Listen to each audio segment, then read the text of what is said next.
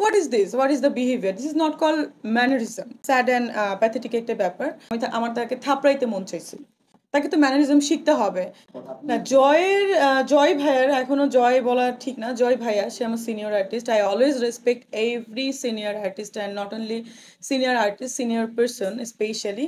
Cause এটা আমাদের ভদ্রতা, আমাদের পরিবার থেকে পাওয়া যে সমস্ত সিনিয়রকে সম্মান করে কথা বলা। জয় ভাইয়া যেটা বলেছেন সেটা হচ্ছে যে আমি খুব ওনার কাছ থেকে কষ্ট পেয়েছি, ডিসহার্টেড হয়েছি। ব্যাপারটা হচ্ছে যে যখন এই কথাটা আসলো, উনার একটা প্রবলেম হচ্ছে যে কোনো একটা কথার মধ্যে ওনার বাম হাত ঢুকাইতে হবে। এটা হচ্ছে ভেরি কি বলেন স্যাড অ্যান্ড প্যাথেটিক একটা ব্যাপার। আর সে আমাকে ফার্স্ট যেটা শুরু করেছিল যে ওই যে একটা মেয়ে আছে না, মানে ওনার প্রবলেমটা হচ্ছে যে উনি কিন্তু আমার ভেরি ক্লোজ, খুবই কাছের, কিন্তু ওনার সমস্যা হচ্ছে যখন অন স্ক্রিনে আসে তখন উনি এমন একটা ভাব দেখায় সমস্ত আর্টিস্টদেরই উনি চিনে না।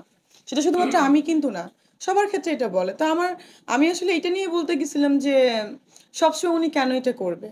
উনি কিন্তু আমার সঙ্গে লাইক আমার এটা ক্লিনিক, আমার এখানে সে বোটক্স ট্রিটমেন্ট নিতে আসতে চেয়েছিল।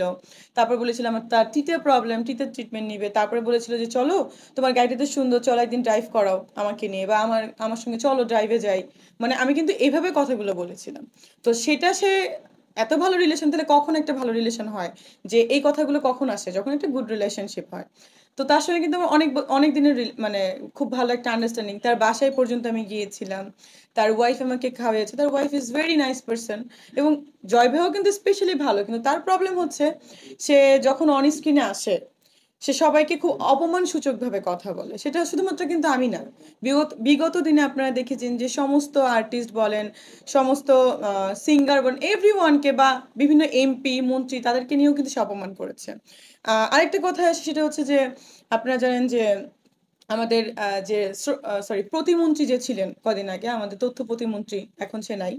যাই হোক, সেই টাইমে কিন্তু সে একজন এমপি অ্যান্ড প্রতিমন্ত্রী ছিলেন। তাকে সে ডেকে নিয়ে ওয়ান কাইন্ডস অফ ইনডিরেক্ট অপমান সে করে। সে বলে আচ্ছা সবাই তো আপনাকে বলে টাকলা Murad. What is this? What is the behaviour? This is not call mannerism.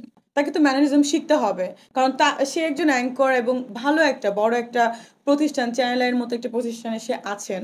তার কিভাবে কথা বলতে হবে, how to talk with people, শুধুমাত্র তার ভিউ বাণিজ্য বা তার কিছু টিআরপি বাড়ানোর জন্য তো সেভাবে কথা বলতে পারে না। সে আমাকে নিয়েও 2020 সালে অপমান করেছিল। আপনারা সেই ক্লিপসগুলো দেখতে পারবেন।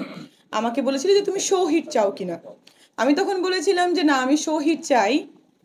কিন্তু যখন সে অন স্ক্রিনে দিয়েছিল, কিছু কিছু এমন এমন কথা সে বলেছিল যেটা খুবই মনে করেন অপমানজনক। সে আমাকে বলেছিল তখন যে আপনি ডাক্তার হয়েছেন, এটা সার্টিফিকেট কই? আশ্চর্য ব্যাপার। বিএমডিসি থেকে আমাকে সার্টিফিকেট দিয়েছে। সে বলে আমার সার্টিফিকেট কই? সে আমাকে বলে আমার আপন মামাতো ভাই এবং দুজন এবং খালাতো ভাইকে আমি নিয়ে গেছি। সে আমাকে বলে এরা শোনা যাচ্ছে কেউ আপনার আপন ভাই না, আপনি এদের সঙ্গে রীতিমতো থাকেন। What the hell topics! আমি ভাই একা, আমার ভাই বোন নাই। আমার যারা কাজিন আছেন তারাই আমার আপন ভাই বোন, তারাই এই যে আমার যে কোম্পানি, তাদের সাথেই আমি করি। মানে আমরা তো কখনো ভাবিই না যে তারা আমার কাজিন, আমি তো আপন ভাই এরকমই ভাবি। আমি বুঝলাম না। সে বলে আমার নাকি আমি নাকি কাজিনদের সঙ্গে থাকি।